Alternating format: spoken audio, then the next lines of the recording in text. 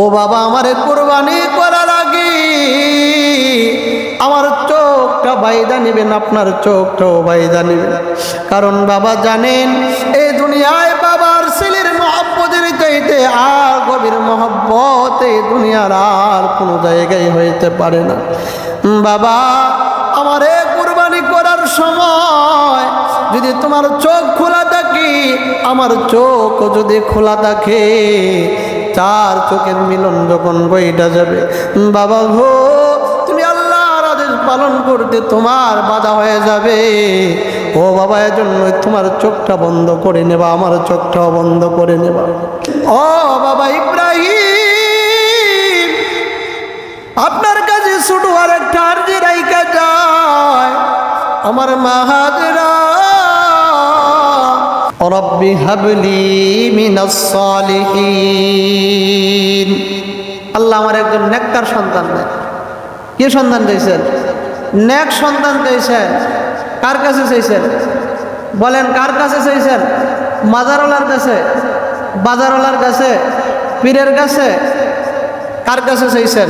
আল্লাহ তাআলার কাছে চাইছেন। কি সন্তান দিয়েছেন? নেক সন্তান দিয়েছেন। রব্বি হাবলি মিনাস সালিহিন। আল্লাহ আমার একজন নেককার সন্তান দেন।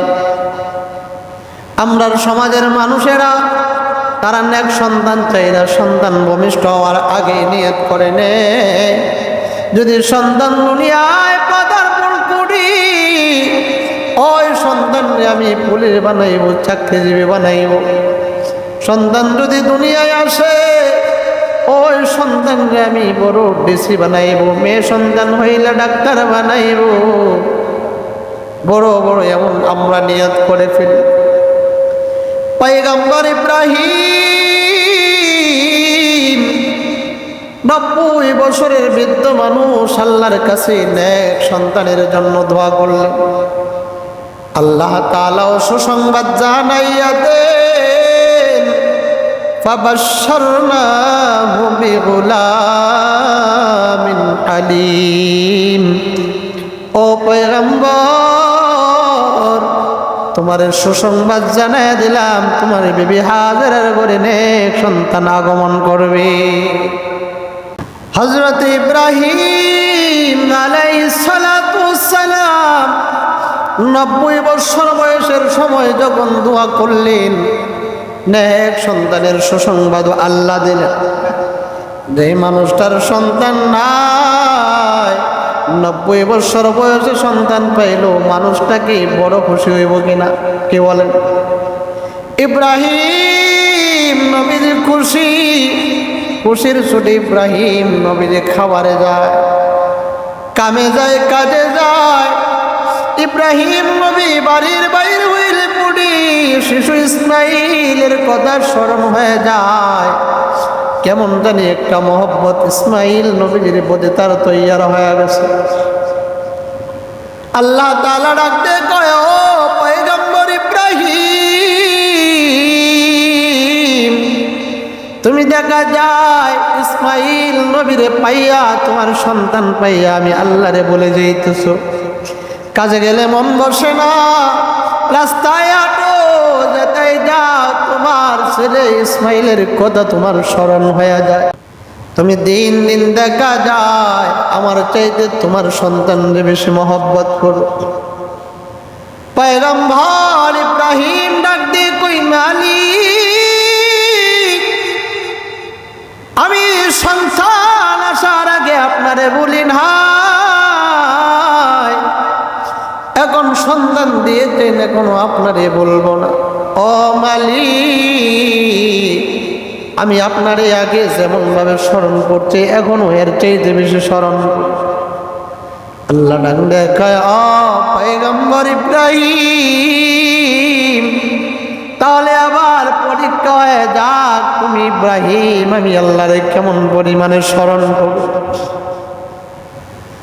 আল্লাহ পরীক্ষা নিতে আরম্ভ করলেন। ডাক দিয়ে কয়, ও ইব্রাহিম, তোমার এই সন্তান ইসমাইল সহকারী তোমার বিবি হাজেরের নিয়ে বনবাসে ওই মরুভূমি এলাকার মধ্যে রাইখা আসো। দেখেন কেমন ত্যাগ, কেমন পরীক্ষা। 90 বছর বয়সে সন্তান পাইল, আবার বলতেছে মরুভূমি বাসভবনের মধ্যে।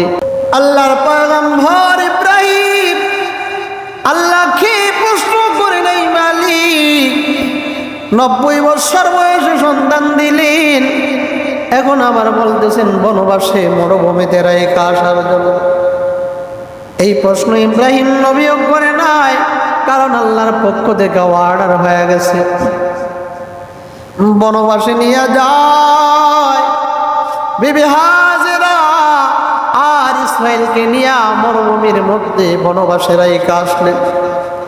অল্প কিছু খেজুর আর পানি দিয়া মা এবং সন্তানকে মরুভূমির মধ্যে রেখে ইব্রাহিম নবী বাসভবনে রওনা হয়ে গেল। বিবিও কেমন বিবি, স্বামীরে প্রশ্ন করি না, ও স্বামী এই কঠিন তো মুহূর্তে কোন শিশু সন্তানটারে নিয়া আপনি বলতেছেন আমি আমার সন্তান নিয়ে মরুভূমিতে বাসভবনে থাকবো। বিবিও কেমন বিবি, ভালো করে জানে আমার স্বামী নেককার, আমার স্বামী আমার এই জায়গায় ফালাইয়া যাবে না। ইব্রাহিম নবী তার সন্তান বিবিকে রাইখা রওনা যখন হয়ে গেলেন, বিবি ডাক দেয়া কয় স্বামী কোন কারণে মরুভূমির মধ্যে রাইখা যান, বনবাসে রাইখা যান বুঝলাম না। কারণ বইলা গেলেন না, অল্প কিছু খাবার আর পানি দিয়া গেলেন, কতদিন এই জায়গায় থাকবো এটাও বইলা গেলেন না। ইব্রাহিম নবীজি বলেন, ও বিবি হাজেরা এটা আমার আল্লাহর পক্ষ থেকে অর্ডার হয়ে গেছে, তোমারে বনবাসে রাইখা যাবে। অন্য রিওয়ায়াতের মধ্যে আসছে ইব্রাহিম নবী যখন তার বিবির কথা বলতে চাইছেন, আল্লাহ নিষেধ করলেন ও ইব্রাহিম পিছনের দিকে তাকানো যাবে না। ইব্রাহিম নবী তার শিশু সন্তান ইসমাইল আর বিবি হাজেরারে রাইখা এবার উনি বাড়িতে চলে আসলেন। অল্প কিছু খাবার পানি দিয়ে আসলেন। ইব্রাহিম নবীজির বিবি ওই জায়গায় মহিলা মানুষ, অল্প দিনে খাবার শেষ হয়ে গেল। যে পানিগুলা দিয়ে আসছিলেন পানিগুলা শেষ। ইসমাইল পানির পিপাসায় চটপট করিয়া কাতরায়, পানির পিপাসায় ইসমাইল নবীজি পানির পিপাসায় কাতরাতে আরম্ভ করল। বর্ণনায় আসছে বিবি হাজেরার বুকের দুধ পর্যন্ত শুকায় গেছে। ইব্রাহিমের ছেলে ইসমাইলের মুখে দেওয়ার মতন কোনো খাবার নাই। এক পর্যায়ে ওনার জিহ্বা ঢাক ইসমাইল নবীজির মুখের মধ্যে দিলেন। পানির পিপাসা, পানি নাই। মা যখন সন্তানের পানির পিপাসা দেখে, মা তোমায় কেমন মা সহ্য করতে পারে না। বাইতুল্লাহর সামনে মাকামে ইব্রাহিমের মধ্যে ইসমাইল আর তার মা হাজেরার রাইখা আসলেন। ওই মাকামে ইব্রাহিমের এক পাশে হলো সাফা আর এক পাশে হলো মারওয়া। মা হাজেরা তার সন্তানকে পানি পান করানোর জন্য ওই সাফা থেকে একবার মারওয়ায় যায়, আবার মারওয়া থেকে সাফায়। ওই সাফা এবং মারওয়া দৌড় দিতে যায়, একটু ডালু জায়গা আছে, যারা হাজি সাহেবরা গেছেন দেখে আসছেন। ওই সাফা এবং মারওয়ায় যাইতে একটু ঢালু নিচু জায়গা আছে। পয়গম্বরের বিবি হাজেরা যখন সাফা থেকে মারওয়ায় যায়, ডালু জায়গায় যখন নামে যায়, তখন সন্তান ইসমাইল আর দেখা যায় না। তখন একটা দৌড় দিতেন, উপরে উঠতেন সন্তান ইসমাইলকে দেখার জন্য। এইভাবে 60টা চক্কর দিয়েছিলেন। হাজেরার এই দৌড়টা আল্লাহর কাছে এত পছন্দ। ওই হাজেরা সাফা এবং মারওয়ায় 7টা চক্কর দিয়েছিলেন। আমার আল্লাহর কাছে এত পছন্দ, আল্লাহ পছন্দ কইরা ওই দৌড়টারে এমন ভাবে আবশ্যকীয় করলেন হাজিদের জন্য। আল্লাহ বইলা দিলেন, ও হাজিরা, আমার এই হাজেরা সাফা এবং মারওয়ার যে জায়গাটার মধ্যে একটু দৌড় দিতে, ওই জায়গায় যদি তোমরা দৌড় না দেও তাহলে তোমাদের হজ কবুল হবে না। ওইদিকে ইসমাইল নবী আস্তে আস্তে বড় হইতে আরম্ভ করলেন।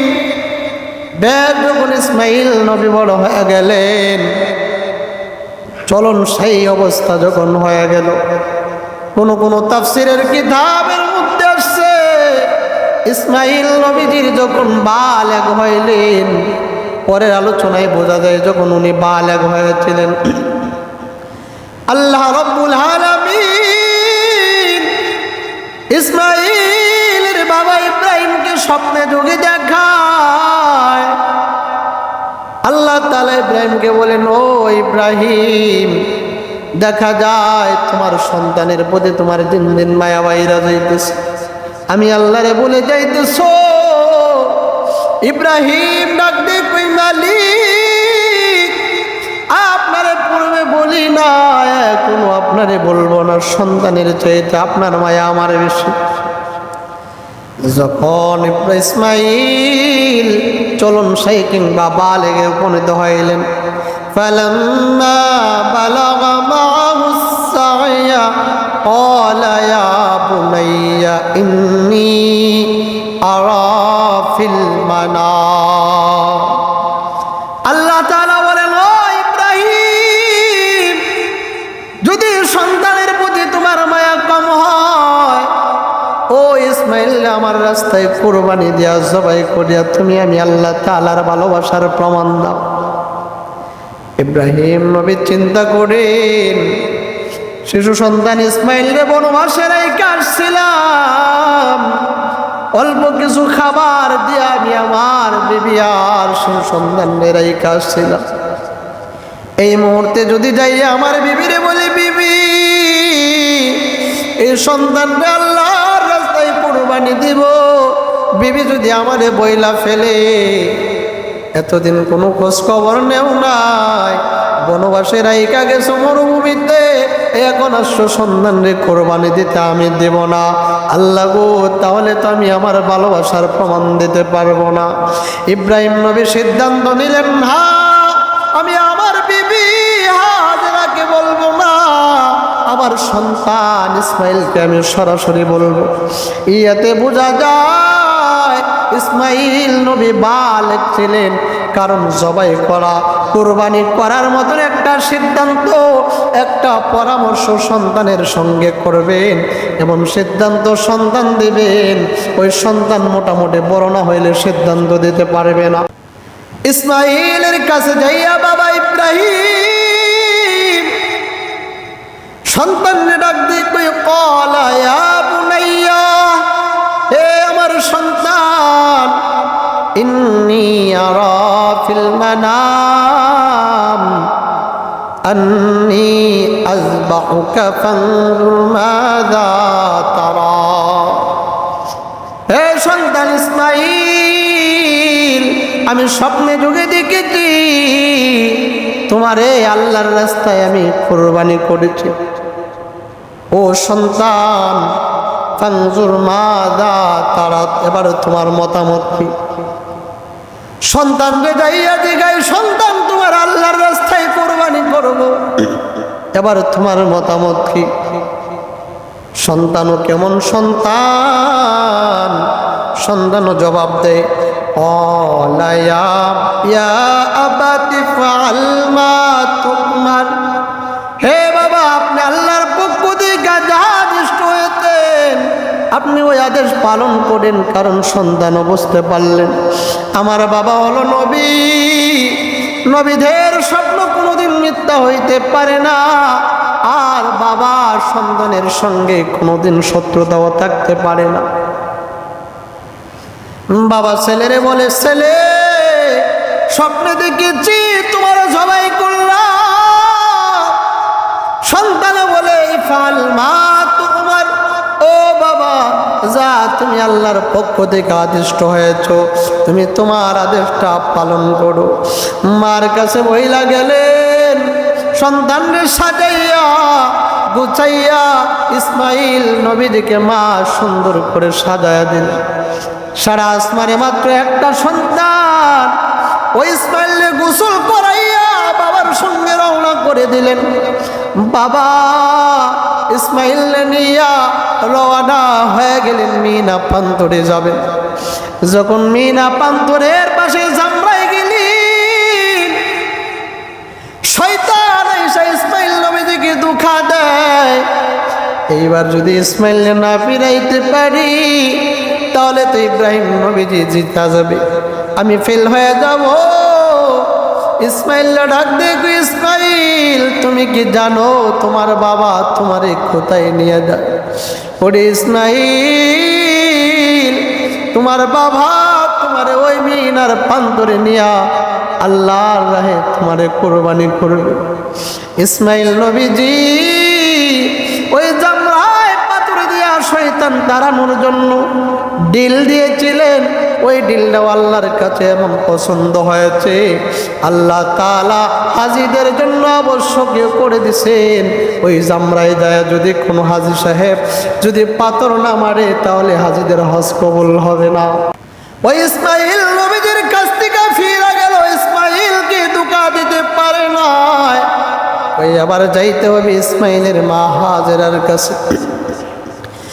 এক ধোঁকা দিয়েছিল আমাদের আদি পিতার হাওয়া, আদি মাতা হাওয়া আলাইহিস সালাতু ওয়াস সালাম কি।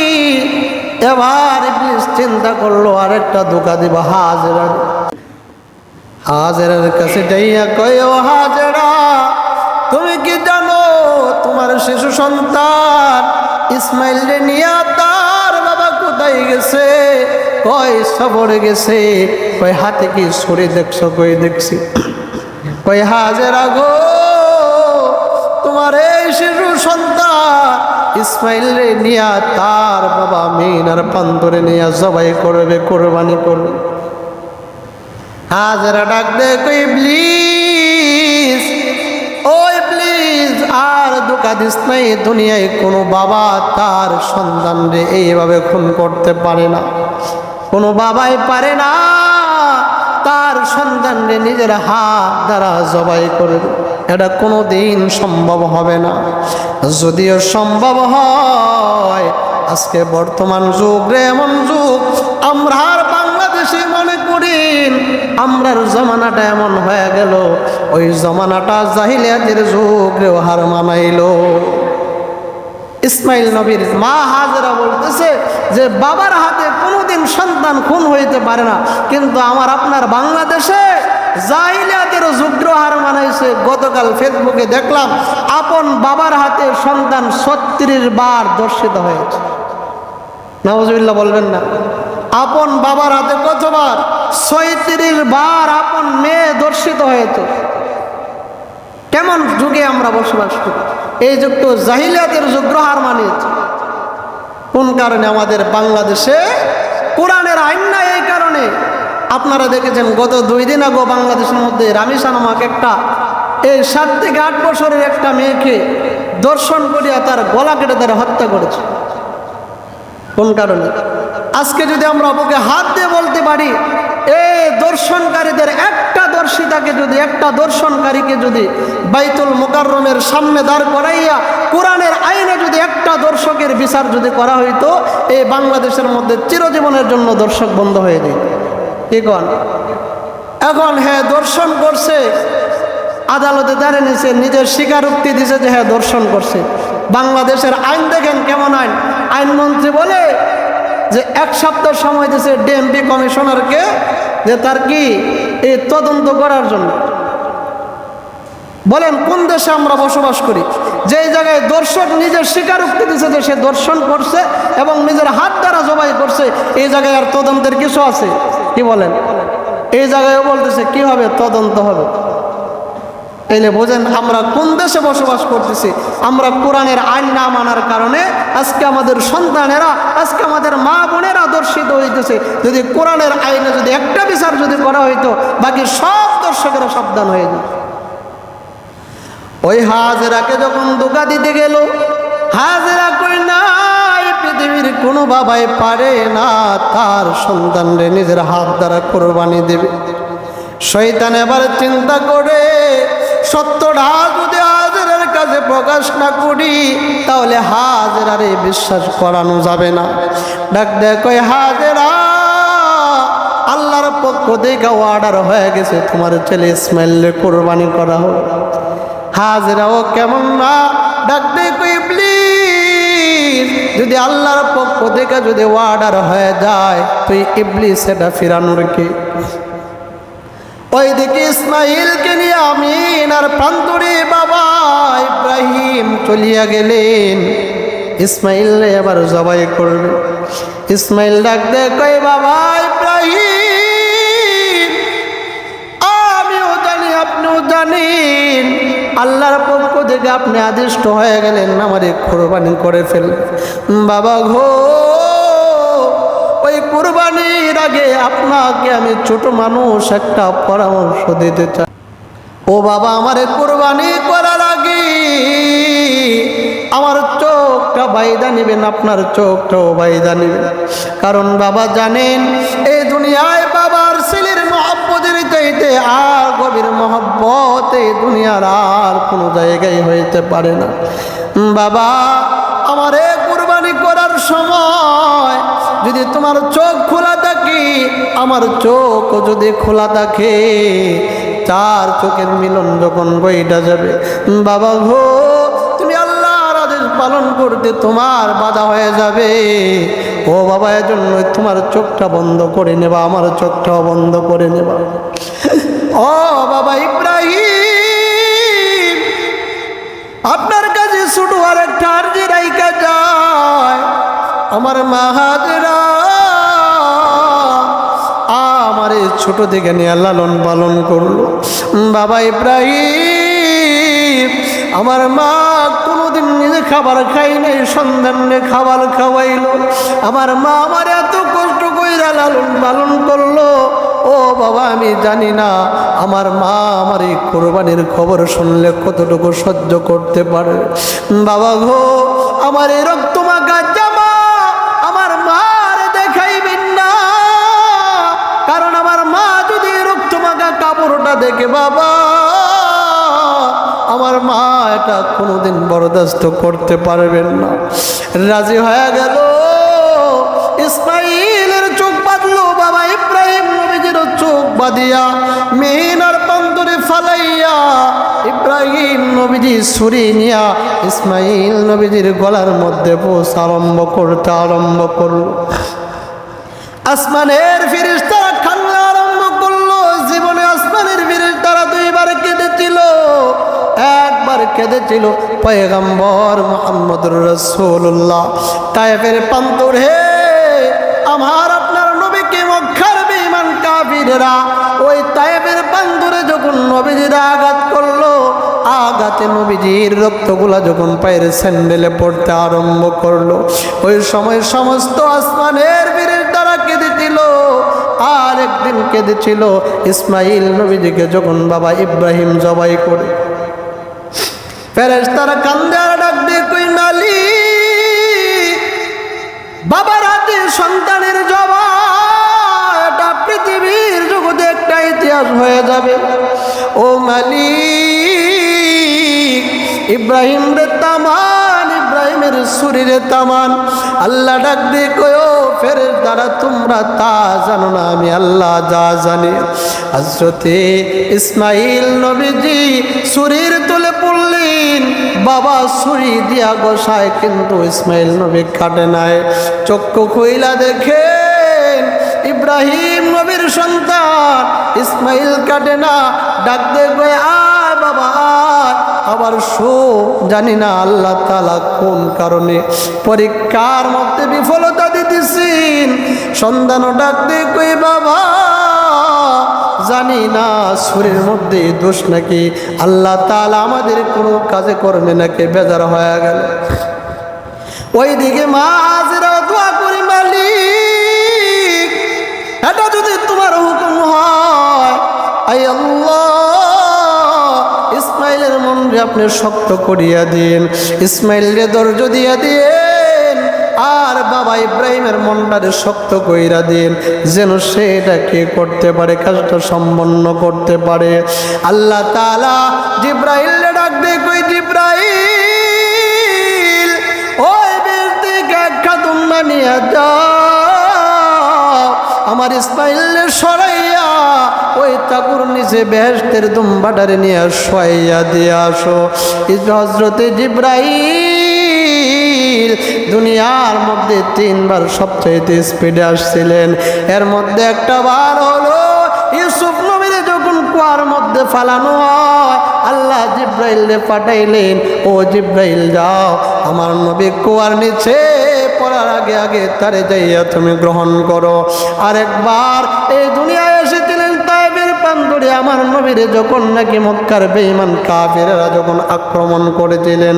আরেকবার এসেছিলেন ইসমাইল নবীকে যখন জবাই করা হয়, জবাইয়ের স্থানে বেলতিকা দুম্বাইনা ইসমাইল সরাইয়া ইব্রাহিম নবীজির শরীর নিচে দুম্বা যখন দিয়ে দিলেন, ইসমাইল নবীজিকে সরাইয়া ইব্রাহিম নবীজি যখন নাকি চাকু চালাইলেন, এই আবার জবাই হইয়া রক্তগুলা যখন ইব্রাহিম নবীজির গায়ের মধ্যে পড়লেন, চক্ষু খুইলা দেখে জবাই ইসমাইল হয় নাই, দূরে দাঁড়াইয়াছে, চাকুর নিচে একটা দুম্বা জবাই হয়েছে। আল্লাহরে ডাক দিয়ে কই, মালিক মনে হয় আপনি আমার প্রতি সন্তুষ্ট না, ইসমাইল দূরে দাঁড়ানো কিন্তু জবাই হলো দুম্বা। জিব্রাইলের মাধ্যমে আল্লাহ জানাইয়া দেন, ও পয়গম্বর ইব্রাহিম চিন্তার কোনো কারণ নাই, ও ইব্রাহিম বাপ এবং ছেলে দুজন পরীক্ষায় পাস করেছ, এই যে দুম্বার গোশত নিয়ে যাও, বেহেশতের দুম্বার গোশত নিয়া ইসমাইল নবীর মা হাজেরারে নিয়া তোমরা বাপ বেটা বিবি সহকারে 3 জনে খাবার খাও।